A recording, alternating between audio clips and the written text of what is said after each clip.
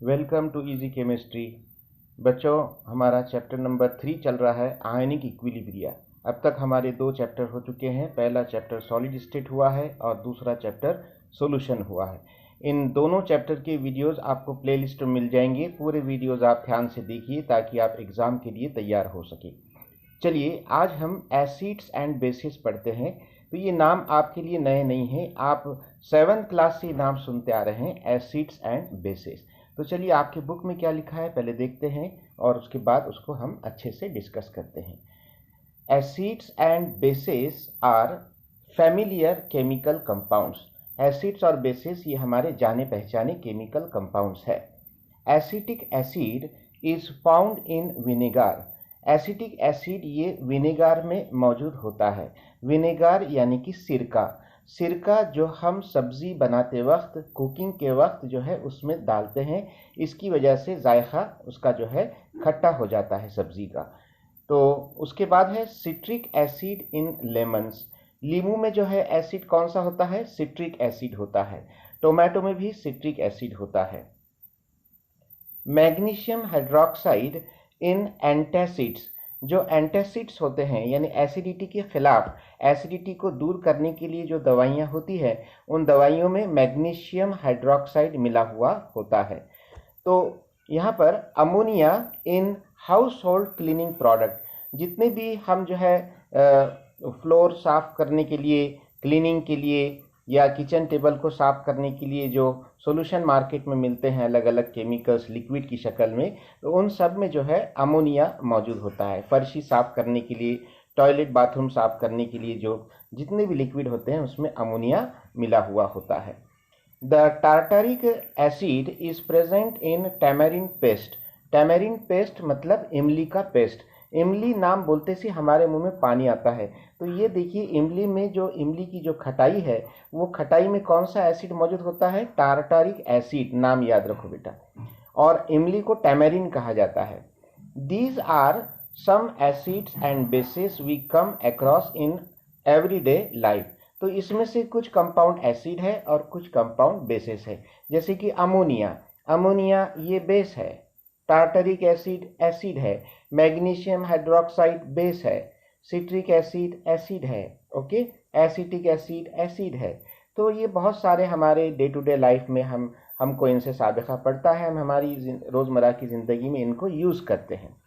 लेकिन अब यहाँ पर कौन से सब्सटेंस को हम एसिड कहेंगे और कौन से सब्सटेंस को हम बेस कहेंगे, इसके लिए अलग अलग थेरीज, अलग अलग नज़रियात रखे गए हैं। तो वो एक एक करके नज़रिया, एक एक थेरी हम पढ़ने वाले हैं। तो चलिए शुरू करते हैं। सबसे पहली theory, Arrhenius theory of acids and basis. तो यहाँ पर अरेनियस जो है ये केमिस्ट का नाम है। तो अरेनियस का जो नज़रिया है, एसिड किसे कहेंगे और बेस किसे कहेंगे, मिस्टर अरेनियस क्या बोल रहे हैं, चलिए देखते हैं। According to this theory, acids and bases are defined as follows. यहाँ पर अरेनियस के मुताबिक एसिड और बेस की डेफिनेशन दी गई है। तो एसिड की डेफिनेशन क्या है, देखो बच्चों। Acid is a substance which contains hydrogen, यानी ऐसा सब्सटेंस जिसमें हाइड्रोजन मौजूद होता है। और आगे क्या बोल रहा है, and gives rise to H positive ions in aqueous solution. और वो सब्सटेंस एक्वस सॉल्यूशन में H पॉजिटिव आयन देता है। एक्वस सॉल्यूशन में मतलब पानी में तैयार किया हुआ सॉल्यूशन। ओके, तो यहाँ पर किसी भी सब्सटेंस को एसिड बनने के लिए 2 कंडीशंस रखे गए हैं। पहली कंडीशन क्या है कि उस सब्सटेंस में हाइड्रोजन मौजूद रहना चाहिए, और दूसरी कंडीशन क्या है कि उस सब्सटेंस को पानी में डिसॉल्व करने के बाद उस सब्सटेंस के जरिए हमें H पॉजिटिव आयन हासिल होना चाहिए। ठीक है, तो ये 2 शराइत अगर पूरे हो रहे हैं, 2 कंडीशन, तो हम उस सब्सटेंस को क्या कहेंगे? एसिड कहेंगे।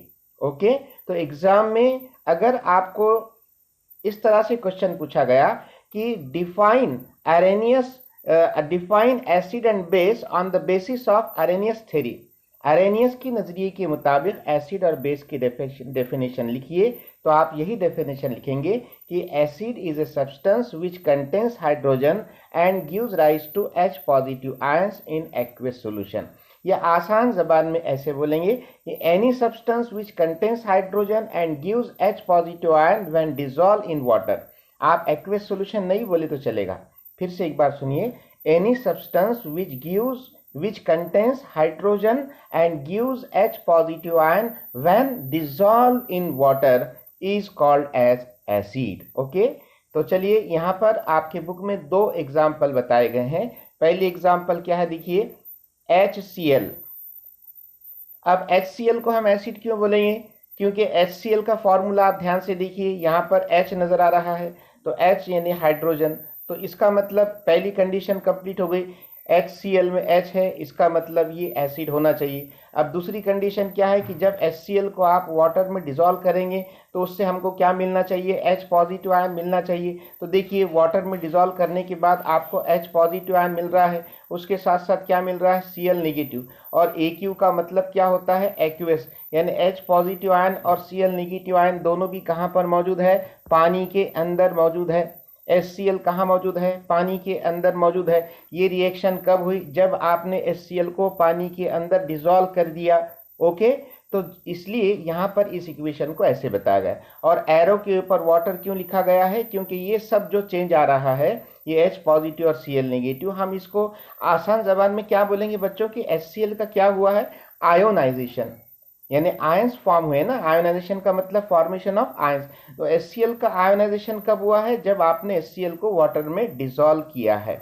और एक चीज आपको नजर आ रही है कि यहाँ पर ये जो एरो है, ये सिंगल एरो है या डबल एरो है, इस एरो को देखिए आप, ये सिंगल एरो है, सिर्फ एक ही साइड में जा रहा है, ओनली वन डायरेक्शन। ओके, तो ये जो प्रोसेस है कैसी नजर आ रही है आपको, रिवर्सिबल है क्या, इरिवर्सिबल है, इरिवर्सिबल है। ओके, यानी यहां पर HCl का जो आयनाइजेशन हुआ है ये कितना हुआ है, 50% हुआ है क्या, 100% हुआ है, बोलिए HCl का आयनाइजेशन कितने परसेंट हुआ है, 50% हुआ है कि 100% हुआ है, बिल्कुल सही बोले आप, 100% हुआ है।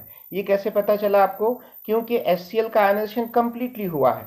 ये कैसे पता चला आपको कि HCl का आयनाइजेशन कंप्लीटली हुआ है, क्योंकि यहाँ पर सिंगल एरो है, यानी जितना भी HCl आपने वाटर में डाला है वो पूरा का पूरा आयंस में कन्वर्ट हो गया है, इस तरह से, इन प्रेजेंस ऑफ वाटर। तो बच्चों बताओ HCl ये कैसा इलेक्ट्रोलाइट है, स्ट्रॉन्ग इलेक्ट्रोलाइट है क्या वीक इलेक्ट्रोलाइट है, ये लास्ट टाइम हमने पढ़ा है, बिल्कुल सही बोल रहे हैं आप, HCl ये स्ट्रॉन्ग इलेक्ट्रोलाइट है। क्यों, क्योंकि उसका आयनाइजेशन कंप्लीटली हुआ है, उसका आयनाइजेशन लार्ज एक्सटेंट पे हुआ है, उसका आयनाइजेशन ज्यादा पैमाने पर हुआ है। ठीक है, चलिए सेकंड एग्जांपल जो आपको यहां पर बताई गई है, CH3COOH, इसका नाम है एसेटिक एसिड। कौन सा एसिड, एसेटिक एसिड। ये किस में मौजूद होता है, विनेगार में, सिरके में मौजूद होता है। इसको जब आप वाटर में डिसॉल्व करेंगे तो इसका जो आयनाइजेशन है बच्चों कैसा बताया गया है, रिवर्सिबल बताया गया है, यानी दो डायरेक्शन में हो रहा है। ओके, तो फिर आप बताइए कि एसिटिक एसिड वीक इलेक्ट्रोलाइट होना चाहिए कि स्ट्रॉन्ग इलेक्ट्रोलाइट होना चाहिए, बिल्कुल सही सोच रहे हैं आप, वीक इलेक्ट्रोलाइट होना चाहिए, क्योंकि इसका आयनाइजेशन कंप्लीट नहीं है, यानी इनकम्प्लीट है, अधूरा है, नामुकम्मल है। 50% एसिटिक एसिड ही आयंस में तब्दील हुआ है और बचा हुआ 50% क्या हुआ, वो नॉन आयोनाइज फॉर्म में, यानी CH3COOH की फॉर्म में मौजूद है एज इट इज, और सिर्फ 50 मॉलिक्यूल यहाँ पर आयंस में तब्दील हुए हैं और 50 molecule as it is unionise हालत में मौजूद है। तो देखिए एसिटिक एसिड का आयनाइजेशन कैसे बताया गया है, CH3COO नेगेटिव एक्वस यानी पानी में मौजूद है आयंस, और H पॉजिटिव एक्वस ये भी पानी में मौजूद है। ठीक है, तो ये दोनों क्या हो गए, एसिड हो गए, और HCl ये स्ट्रॉन्ग इलेक्ट्रोलाइट है और एसिटिक एसिड ये वीक इलेक्ट्रोलाइट है। दो चीजें हम एक साथ पढ़ रहे हैं बच्चों, टाइप्स ऑफ इलेक्ट्रोलाइट का भी हम रिवीजन कर ले रहे हैं और एसिड किसे कहा जाता है उसका भी हम रिवीजन, उसको भी हम पढ़ ले रहे हैं। ठीक है, चलिए नीचे क्या लिखा है देखेंगे। Arrhenius described H positive ions in water as bare ions. Bare ions मतलब ये आयंस आजाद हालत में मौजूद है, फ्रीली मौजूद है। वाटर में H पॉजिटिव आयन बहुत आजाद हालत में तैर रहे हैं। जरा मैं आपका इमेजिनेशन बढ़ाना चाह रहा हूं कि H पॉजिटिव आयन ये पानी में तैर रहे हैं और आजाद है। लेकिन आगे क्या कहा गया देखिए, they hydrate in aqueous solutions and thus represented as hydronium ion H3O positive. लेकिन जदीद नजरिया जो मॉडर्न थ्योरी है उसका ये मानना है और उसका ये मुशाहिदा है, उसका ये ऑब्जर्वेशन है कि H पॉजिटिव ये वाटर में फ्री एग्जिस्ट नहीं करता है, बल्कि वो वाटर के साथ कंबाइन होता है। और वाटर के साथ कंबाइन होने को यहाँ पर हाइड्रेशन कहते हैं, हाइड्रेटेड। हाइड्रेट का मतलब ये है कि पानी के मॉलिक्यूल के साथ जुड़ जाना। तो देखो बच्चों, यहाँ पर हम इस रिएक्शन को कैसे बताएंगे, देखिए कि H पॉजिटिव है, ये कहाँ पर मौजूद है, वाटर के अंदर। तो ये वाटर के अंदर जब रहेगा तो ये वाटर के साथ जुड़ जाएगा और आपको यहाँ पर क्या मिलेगा, H3O पॉजिटिव आयन। ओके, तो इस तरह से H3O पॉजिटिव आयन को क्या कहा जा रहा है, हाइड्रोनियम आयन। तो हम एक लिहाज से कह सकते हैं कि अरेनियस की थ्योरी का एक लिमिटेशन है, एक खामी है, एक नुक्स है कि उसने ये कहा था कि H पॉजिटिव आयन वाटर में फ्री एग्जिस्ट कर सकते हैं, आज़ाद हालत में रह सकते हैं। लेकिन अब मॉडर्न साइंस ये कहती है, मॉडर्न थ्योरी ये कहती है कि ये गलत है। फिर सही क्या है कि H पॉजिटिव ये वाटर के साथ कंबाइन होकर फौरन H3O पॉजिटिव में कन्वर्ट हो जाता है। तो हम बिल्कुल भी ऐसा नहीं कह सकते हैं कि H पॉजिटिव आयन पानी में फ्री है, वो हमेशा H3O पॉजिटिव की फॉर्म में रहेगा। कोई भी H पॉजिटिव ये H पॉजिटिव आयन की हालत में नहीं रहेगा। लेकिन इस बुक में जब हम ये पढ़ रहे हैं और हमने ऊपर की जो दो इक्वेशन लिखे हैं तो ये अरेनियस के नज़रिए के मुताबिक लिखे हैं, और आगे भी जब हम रिएक्शन लिखेंगे तो हम यही तरीका फॉलो करेंगे, H पॉजिटिव आज़ाद बताएंगे। ठीक है, वो किस लिए, क्योंकि हमारी आसानी के लिए हम कर रहे हैं। लेकिन हकीकत में H पॉजिटिव आज़ाद नहीं रहता है, ये वाटर के मॉलिक्यूल के साथ जुड़कर हाइड्रोनियम आयन फॉर्म करता है। चलिए आगे क्या लिखा है, we here with conveniently represent them as H positive. यहाँ पर ये कहा गया कि हम इस बुक में कन्वीनियंटली, हमारी आसानी के लिए H3O पॉजिटिव को H पॉजिटिव लिखेंगे। यानी हम ऐसे कंसिडर करेंगे कि H पॉजिटिव और H3O पॉजिटिव ये दोनों के प्रॉपर्टीज सेम है और ये सिनोनिमसली हम यूज करेंगे। ओके, चलिए आगे क्या लिखा है देखते हैं। अब अरेनियस की थ्योरी के मुताबिक बेस की डेफिनेशन बताई गई है। चलिए बेस क्या है देखेंगे। Base is a substance that contains OH group, ऐसा सब्सटेंस जिसमें कौन सा ग्रुप मौजूद रहना चाहिए, OH group, and produces hydroxide ions. OH negative को क्या कहा जाता है बच्चों, hydroxide ions in aqueous solution. यानी ऐसा सब्सटेंस जिसमें OH ग्रुप मौजूद है और वो सब्सटेंस वाटर में जब डिसॉल्व करेंगे उस सब्सटेंस को तो उससे हमको कौन से आयंस मिलेंगे, OH नेगेटिव आयन मिलेंगे। कब मिलेंगे, एक्वस सॉल्यूशन में, यानी कि वाटर में डिसॉल्व करने के बाद। तो यहाँ पर बेस के लिए दो कंडीशन रखे गए हैं अरेनियस की थ्योरी के मुताबिक कि कोई भी सब्सटेंस बेस कब रहेगा, जब उस सब्सटेंस में OH ग्रुप मौजूद रहना चाहिए। और दूसरी कंडीशन क्या है कि उस सब्सटेंस को वाटर में डिसॉल्व करने के बाद उस सब्सटेंस से हमें क्या मिलना चाहिए, OH नेगेटिव आयन मिलना चाहिए। OH नेगेटिव आयन का नाम क्या है, हाइड्रोक्साइड आयन। ठीक है, चलिए दो एग्जाम्पल यहाँ पर बताए गए हैं। पहली एग्जाम्पल क्या है, NaOH, एक्वस यानी इसको वाटर में डिसॉल्व किया। चलिए यहाँ पर एरो पर हम लिख देते हैं H2O, लिखे तो ज़्यादा अच्छा है। तो वाटर में डिसॉल्व करने के बाद उसका आयनाइजेशन हुआ और क्या मिला, Na पॉजिटिव मिला और OH नेगेटिव। Na पर पॉजिटिव है और OH पर नेगेटिव चार्ज है। आपको अगर नजर नहीं आ रहे होंगे इसलिए मैंने लिखा हूं अलग से। तो ये दोनों भी एक्वस स्टेट में यहाँ पर यानी कि सॉल्यूशन में मौजूद है। और फिर से आप देखिए एरो सिंगल एरो है, यानी फिर आप बताइए इसको देखकर कि NaOH कैसा इलेक्ट्रोलाइट है, वीक इलेक्ट्रोलाइट है कि स्ट्रॉन्ग इलेक्ट्रोलाइट है। बिल्कुल सही बोल रहे हैं आप, स्ट्रॉन्ग इलेक्ट्रोलाइट है। एक एरो है लेकिन बहुत कुछ इंफॉर्मेशन हमको वो दे रहा है। क्यों बोले आपने इसको स्ट्रॉन्ग इलेक्ट्रोलाइट, क्योंकि इसका आयोनाइजेशन कंप्लीटली हो रहा है, यानी कि 100% हो रहा है, यानी कि लार्जर एक्सटेंट पर हो रहा है। ठीक है, चलिए उसके बाद NH4OH, क्या नाम है बच्चों इसका, अमोनियम हाइड्रोक्साइड। NaOH का नाम क्या था, सोडियम हाइड्रोक्साइड। NH4OH यानी कि अमोनियम हाइड्रोक्साइड। अब आप देखिए इसको, यहाँ भी हम एरो के ऊपर H2O लिख देते हैं। तो यहाँ पर एरो कितने दिख रहे हैं आपको? डबल एरो दिख रहा है, डबल हेडेड एरो। एक फॉरवर्ड डायरेक्शन में जा रहा है, फॉरवर्ड डायरेक्शन में जाने के बाद उसके आयंस तैयार हो रहे हैं NH4 पॉजिटिव और OH निगेटिव, और बैकवर्ड डायरेक्शन में जा रहा है, बैकवर्ड डायरेक्शन में ये तैयार होने वाले आयंस फिर से आपस में जुड़कर जो है क्या तैयार कर रहे हैं? NH4OH। यानी कहने का मतलब ये प्रोसेस जो है जिसका नाम आयोनाइजेशन है, यहाँ पर कैसी नजर आ रही है? कंप्लीट है क्या इनकम्प्लीट है? इनकम्प्लीट है। 100% है क्या 50% है? 50% है। ओके, तो यहाँ पर ये वीक इलेक्ट्रोलाइट है कि स्ट्रॉन्ग इलेक्ट्रोलाइट है? वीक इलेक्ट्रोलाइट है।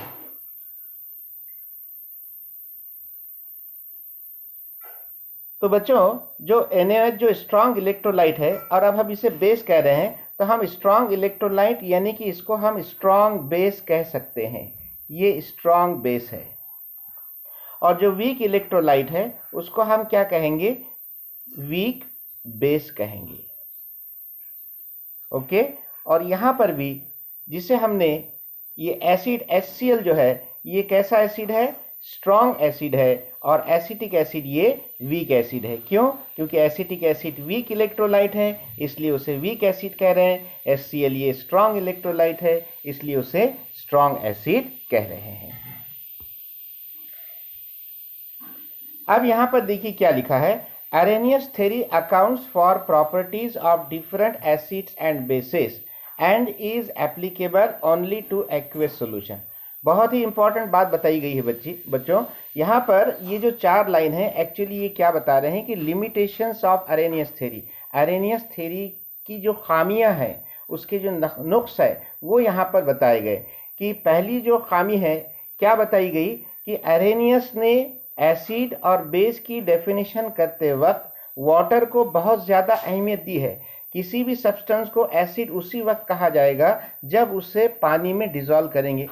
लेकिन सवाल ये पैदा हो रहा है कि किसी सब्सटेंस को अगर फॉर एग्जांपल HCl है, HCl को अगर आप वाटर में डिसॉल्व नहीं करेंगे तो क्या फिर आप उसको एसिड बोलेंगे क्या नहीं बोलेंगे?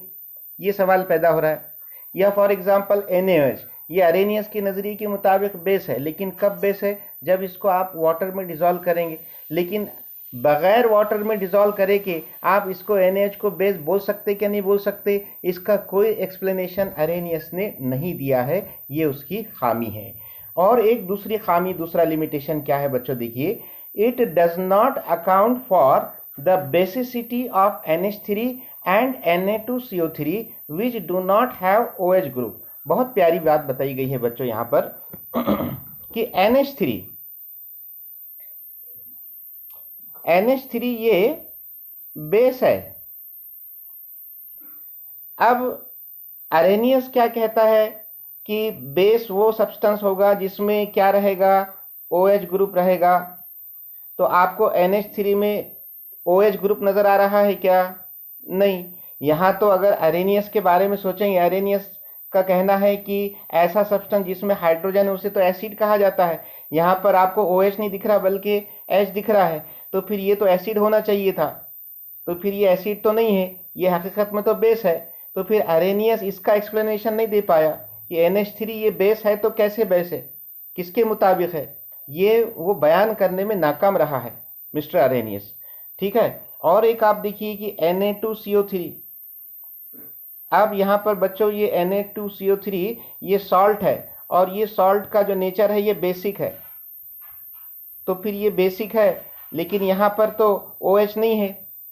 तो फिर जब OH नहीं है तो फिर ये बेसिक कैसे क्या है? ये एक्सप्लेन करने में भी अरेनियस नाकाम रहा है। तो ये उसकी लिमिटेशन हो गए। और एक एग्जांपल मैं आपको बताऊंगा। देखिए कि FeCl3 ये भी एक सॉल्ट है, और इसका नेचर जो है एसिडिक है। अब बच्चों एसिडिक बनने के लिए इसमें क्या रहना चाहिए था? हाइड्रोजन रहना चाहिए था। तो हाइड्रोजन तो नजर नहीं आ रहा, उसके बावजूद ये एसिडिक है। तो फिर ये कैसे क्या एसिडिक है? इसको एक्सप्लेन करने में भी अरेनियस नाकाम रहा है। ओके, तो यहाँ पर ये कुछ इसके लिमिटेशंस है, और ये जो खामियां है ये दूर करने के लिए एक नई थ्योरी जो है लाई गई। तो वो उसके मुताबिक एसिड का क्या मीनिंग है और बेस का क्या मीनिंग हम देखेंगे। लेकिन मेरा वीडियो ख़त्म करने से पहले कुछ मैं आपको और एग्जांपल्स देता हूं एसिड और बेस के, ताकि आपको ये अच्छी तरह समझ में आ जाए। देखिए यहाँ पर हम और क्या एग्जाम्पल दे सकते हैं, जैसे HCl है तो आप और क्या एग्जाम्पल दे सकते हैं एसिड का, बोलिए। HF, उसके बाद HBr, HI, HClO4, उसके बाद H2CO3 carbonic acid, H2C2O4 oxalic acid, HCOOH formic acid. ये सब एसिड के एग्जाम्पल है। Okay,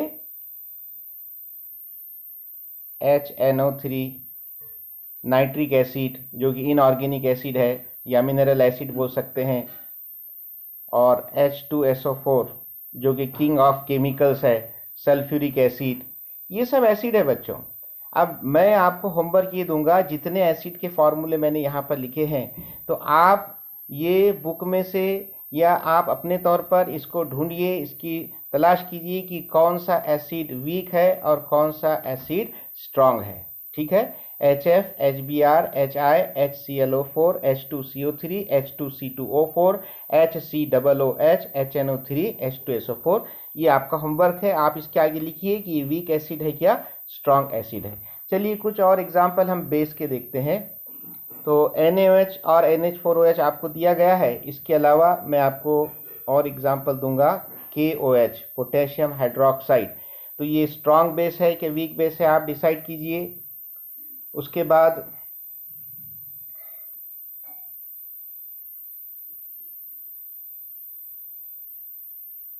BaOH twice, barium hydroxide, magnesium hydroxide,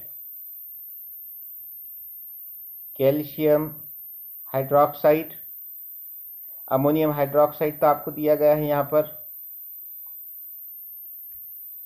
LiOH lithium hydroxide. ऐसे बहुत सारे एग्जाम्पल्स हम यहाँ पर दे सकते हैं।